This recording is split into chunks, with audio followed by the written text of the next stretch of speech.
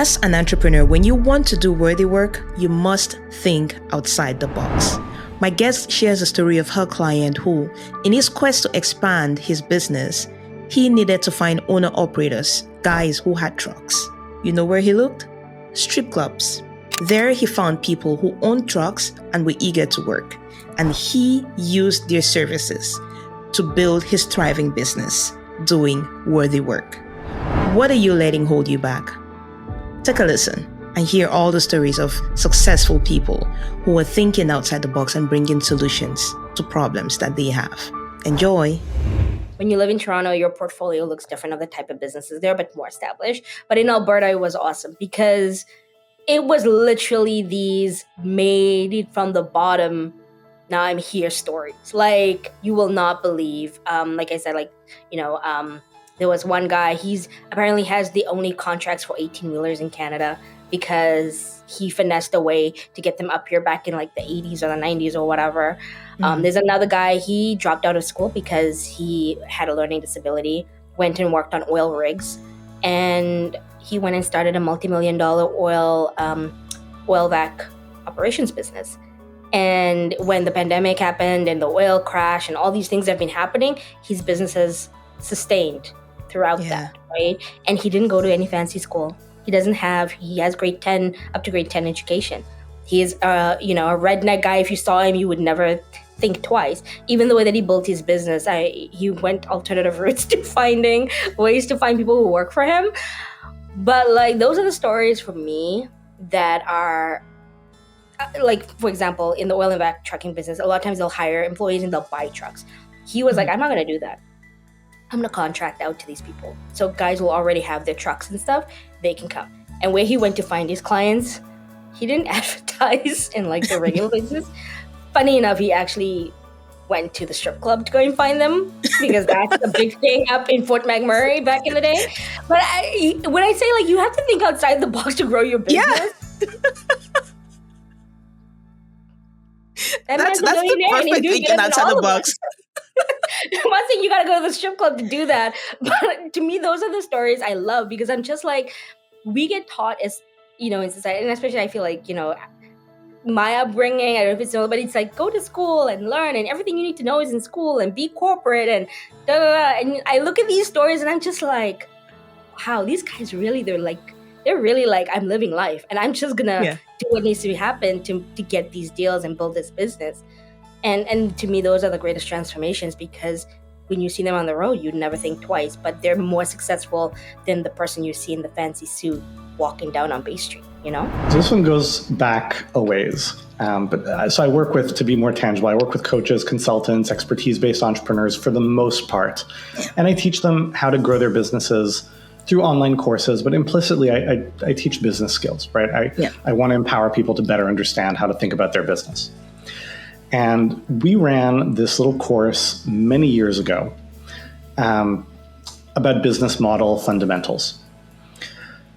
And I remember distinctly someone in the program, this was so long ago, let's see if I can remember the specifics. Mm-hmm. But she posted this question in the forum. And she says, so here's my situation. I make purses out of leather that I sell, and I have to buy the leather in lots of like 10 units. Is that a gross margin problem, or is that an operating model problem, right? That I essentially have my money tied up in leather. Mm-hmm. And she prefaces this by basically saying, I don't know anything about business, but here's my question. Okay. And I'm like, that's a very sophisticated question for someone who doesn't know anything about business, right? I can remember people I did my MBA with who would not be able to ask that question with that level of sophistication. What was even better is someone else replies, she says, well, I don't know anything about business either. It would seem to me that that's a working capital problem. But you're not talking about business. You don't know anything. And so maybe you can pool with other people who make leather and divide it up, or maybe you can negotiate better payment terms with the person selling you the leather. And I was just so proud to see that, right? From this exchange from two people who don't know anything about business, and yet good, so impressive. I can tell a ton of stories. There are people who came to us and, brink of bankruptcy, and they built 7-figure businesses and, impacted ton. But I've got lots of those stories, but this really drives home why I get excited about doing what I'm doing, because it gives people the tools to have a deeper insight into their situation and the opportunities that are in front of them. I remember when I was first learning about the financial services world and understanding that space, I was teaching a lady and her family about just some pretty, basic principles, but basic as in like they're not advanced, but not basic as in not everybody knows them. And so they were really running their whole life in the red, raising their couple kids, trying to put them through sports. And I remember just in one meeting, showing a couple things, shifting a couple way their payments were, that she was instantly within one meeting, by just changing a couple things, she was able to be in the black. She was able to not be going negative every month from a couple tweaks. And I think she sat in front of us, and I was with one of my trainers, and she just started crying because she had that sense of like relief that it's like, wow, I get to I don't have to be worried about that component, which was pretty awesome. And then also I think now just with my current business partners, I think it's amazing every time I get to chat with them, and we talk about how we're all kind of on this mission to be able to look at that impact and heart-centered driven when it comes to building responsible communities. And I think that's another big, what I would say is like something I like as a story, that the three of us as partners, my partner Carolyn and Michael, we chat a lot about how, when we've came together, we have this big vision to go forward, but a lot of us at different parts of our lives, we're doing it on our own with our teams, of course, but now combined, now we're able to really put extra fuel to that fire and just, take quantum leaps towards our goals that we have when it relates to the impact that we want to create on this planet. My favorite story is I had a client who worked for an organization, a large Canadian organization actually, that does very well known.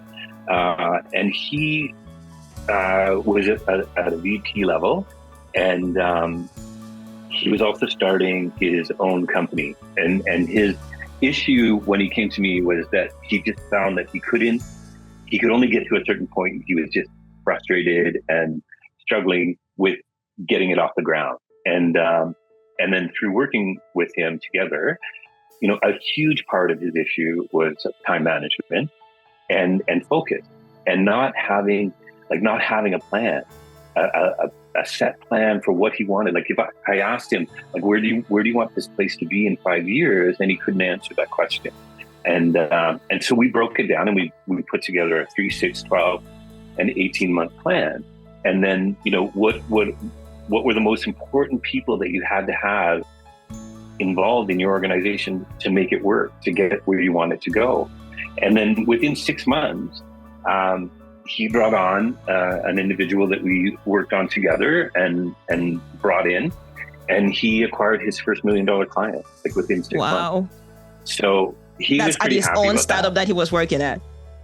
Yes, right. So that was his own thing. That was, and that's what he needed to see. Like that's what he wanted to do and see what he could do. But he was just so caught up in almost like a spider web. You get stuck in the middle, and then you're ripping down all these lines to try and get out, but you don't have a path. Like you have to have a path. You have to have a plan to get where you want it to go. And that's pretty much the first thing I do with most of my clients is, what are you doing? What do you want to do? Where do you want to be? And how are you getting there? What's your plan?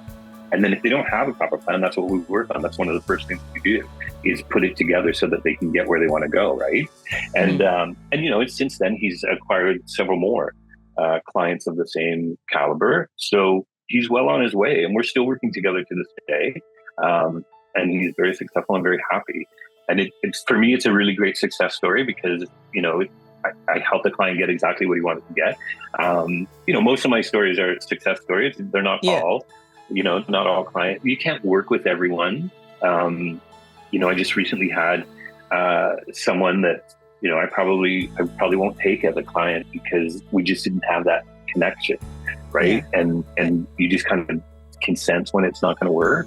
So better to be honest about that than run into something that you can't manage, right? My ecstasy moment is always when somebody texts me for that first home care client. When they say, Kennedy, I just signed up my first home care client. I usually get very excited, and I'm sometimes happy to share that on my social media. I would get permission. Do you mind if I share this conversation? Yeah, I can blank your name. But those are the success stories I have. I currently have people in many different provinces and even in the USA running their home care businesses. I just had a text from Edmonton this morning with a lady asking me what to do with a client. So it's not a process where I train you and we're done and you're good to go. No, from time to time we keep in touch and they can message me and say, I have this difficulty. I think one of my moments that stood out that made me happy was when I trained somebody and their first home care client was a 24-hour home care client. Like having a client that needs care 24 hours a day, it's a jackpot in home care. Mm-hmm. So me training somebody and the first call they got and the first client they had to do an assessment was a 24-hour client, to me, that was a huge win. I remember going and representing her company to do the home care assessment for her because I did not want her to lose that client. Mm-hmm. So to me, that was the story I could always remember. Because even in my home care business, I've had very few 24-hour home care clients. So yeah, those things make me happy. It makes me feel like I'm passing on something that is really resourceful and helpful to other people. For more insightful conversations with entrepreneurs, check out this video right here. I think you'll love it. Continue to enjoy, and I'll see you there.